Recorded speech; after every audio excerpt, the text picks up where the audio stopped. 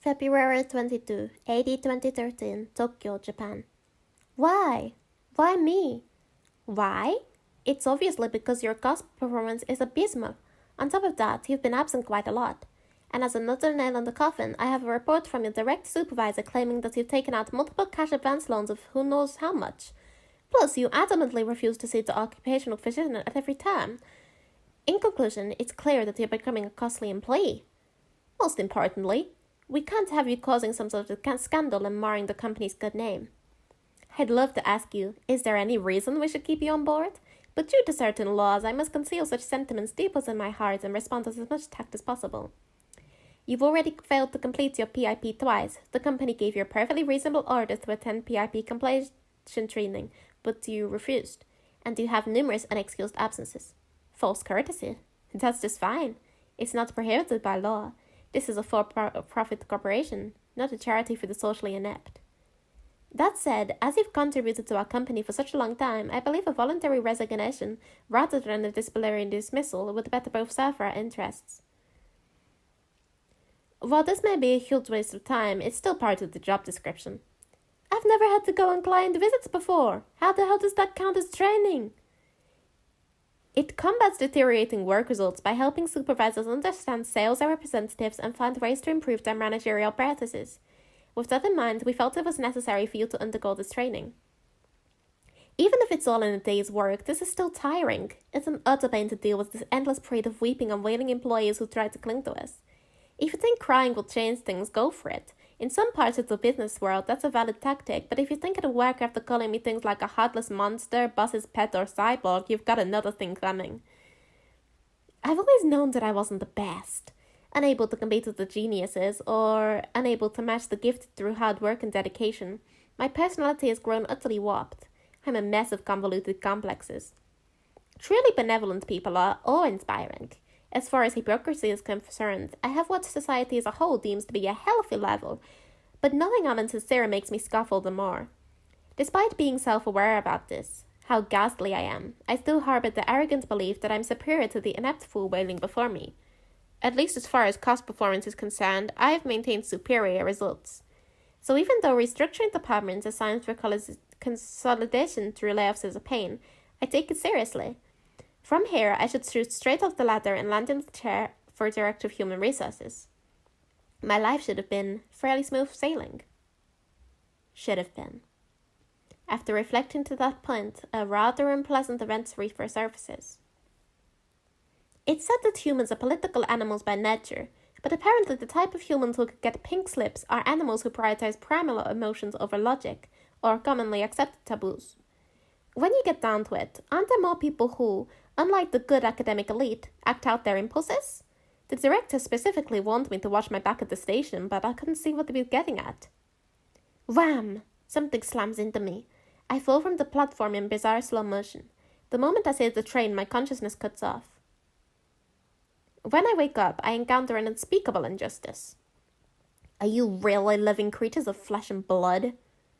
Sorry, who are you? An elderly man taken straight out of a cookie-cutter novel heaves a heavy sigh as he observes me. It has to be one of three possible explanations. 1. I miraculously survived, and a doctor is examining me, but I'm unable to perceive it correctly. In other words, it's possible either my eyes or my brain has suffered serious trauma. 2. I'm dying, and this is either a delusion or a hallucination. Maybe my life is flashing before my eyes. 3. I've woken up in the real world after mistaking a dream for reality. I could still be half asleep. The whole lot of you have the most twisted personalities. What a bunch of nonsense in that head of yours. Did he just read my mind? If he did, that's an extremely indecent and unwelcome violation of my privacy, as well as an intrusion on confidential matters. I certainly did, but it's disgusting reading the minds of uncompassionate disbelievers. Well, what do you know? I never dreamed the devil was real. You come up with the craziest ideas. Only God or the devil is capable of defying universal laws. If God existed, he wouldn't ignore all the injustice in the world. Thus, this world lacks a God. Therefore, being X before me is the devil. I rest my case. Are you disbelievers trying to work your creator to death? You disbelievers? In the plural. Which means he's referring to others along with me. Should I take comfort in the fact that I'm not alone? Hard to say. While I don't specifically hate myself, I don't particularly love me either. I mean, deranged souls like yours, they're everywhere these days. Why aren't you attaining enlightenment as humanity advances? Don't you want deliverance from your earthly bondage? I suspect this is simply the result of that social progress. Rawls's theory of justice is absolutely wonderful, but actually applying it is unrealistic. Humans have already been divided into the haves and the have-nots. It might be interesting as a hypothetical proposal, but in reality, people can't give up what they have for the sake of others. Isn't it natural to pursue material gain in this life rather than worry about the future? Even so, what does it matter? If I'm dead, what's going to happen to my soul? Let's discuss this constructively. What really matters is what comes next. I'll just throw you back into the cycle of life and death. You're getting reborn, replies the self-proclaimed God being X. The answer the stranger gives is quite simple. I bet he's fulfilling his duty to explain. Yes, work is not something to be taken lightly. I can appreciate the importance of assuming responsibility and acting in compliance with the law. Like it or not, as a member of society, of an organization, I should probably indicate that I understand how to proceed. Very well, in that case, go ahead and do your thing. For starters, I plan on doing a better job of watching my back in the next life. I've learned that there are two types of people, rational and irrational, so I'll undoubtedly need to revisit behavioral economics. Ugh, I've had it. But the words he whispers under his breath leave me perplexed. Huh? Can't you guys get your acts together? Far be it from any of you to attain enlightenment and break free from the cycle when you lack so much as a shred of faith, he complains, making this awkward for me. Quite honestly, I have no idea what this being X, self-proclaimed God, is still mad about. I realize elderly folks can be quick-tempered, but when someone who appears to hold a fairly senior position flies into a blind rage, they can be hard to read. If this were an anime, you could write it off as a gag, but in the real world, you rarely get that luxury. Humans these days have strayed too far from the universal laws. They can't tell right from wrong. Jeez! Being X can preach all he wants about the universal laws, but I don't know what the hell he's talking about.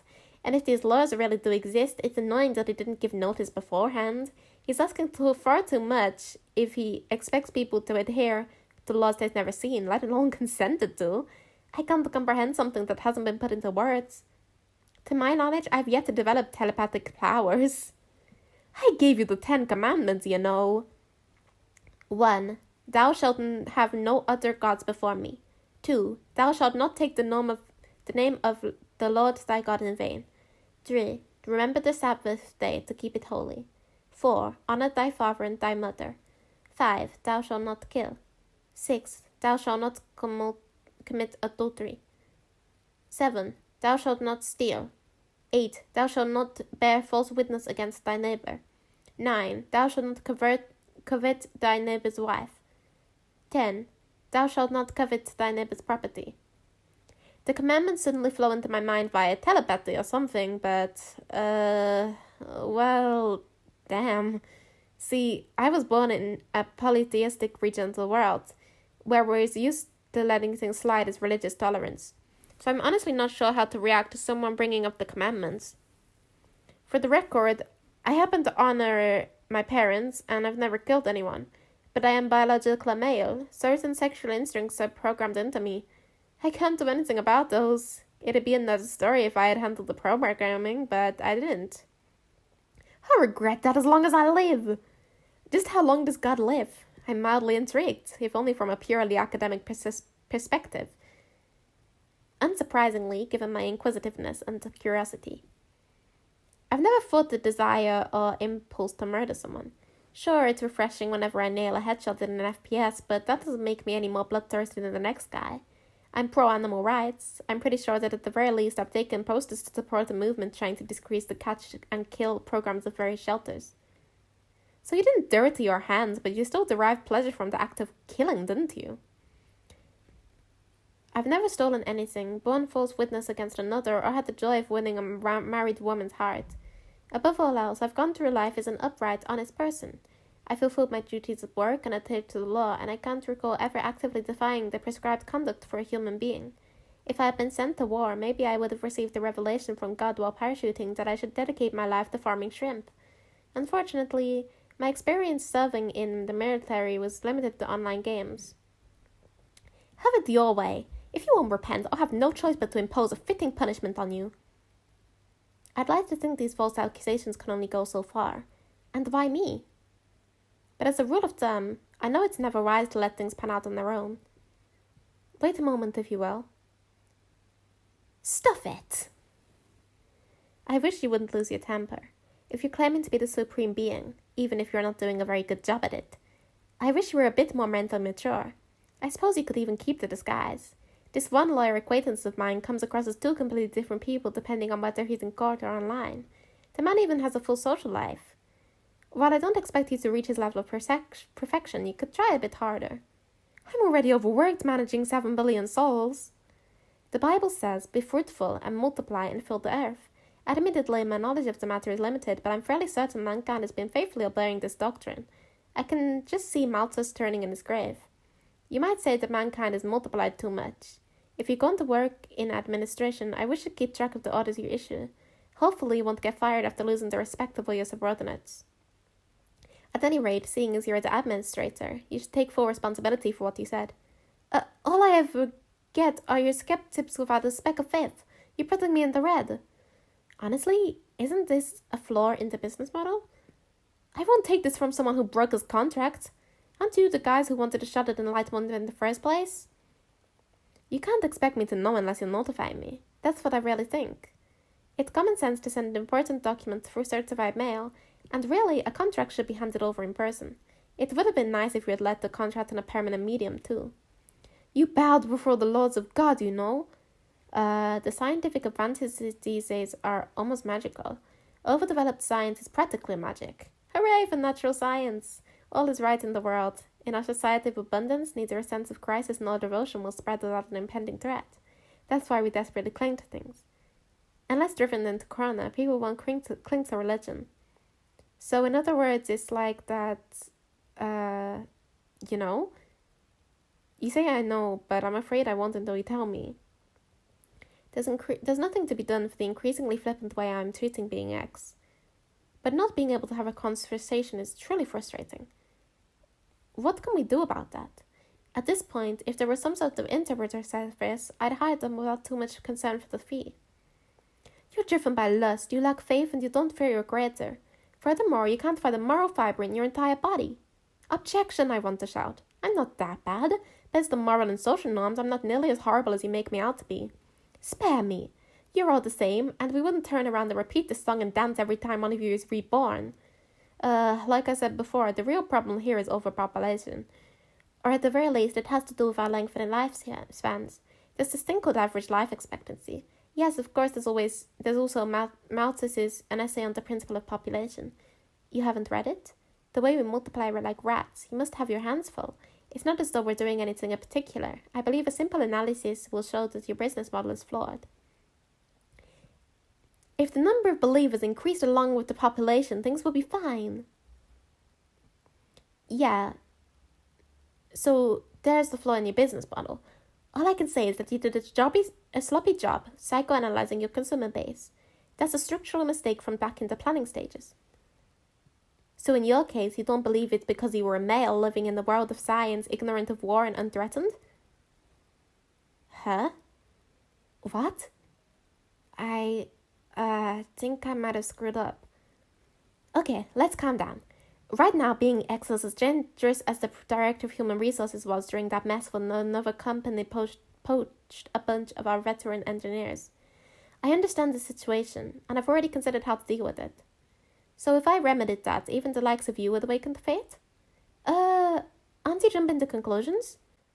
Why don't you calm down? I'll admit, I said that overdeveloped science is called a faith, but God, please calm down. That's right, relax. If we could feel the grace of the Lord, that will solve everything. Oh, but of course I understand. I know all too well how gracious you are over us, as you are guiding me right now. Yes, I fully understand, so would you be so kind as to lower your hands? And might I add, I'm afraid the part about how I'm ignorant of war is a misunderstanding. Groveling won't get you anywhere now. Wait, my lord, please remember that neither magic nor miracles have been proving real in our world. Anyone who claims to have seen a miracle smells fishy than fish market. Same with your existence. And for another thing, it doesn't matter whether you're male or female. It's obvious that both genders have sexual desire. Enough already. You've made your case. Anyway, I'm gonna try this out. Excuse me? I'm going to test this on you. So yeah, that about sums up the memory. I wish I could forget it.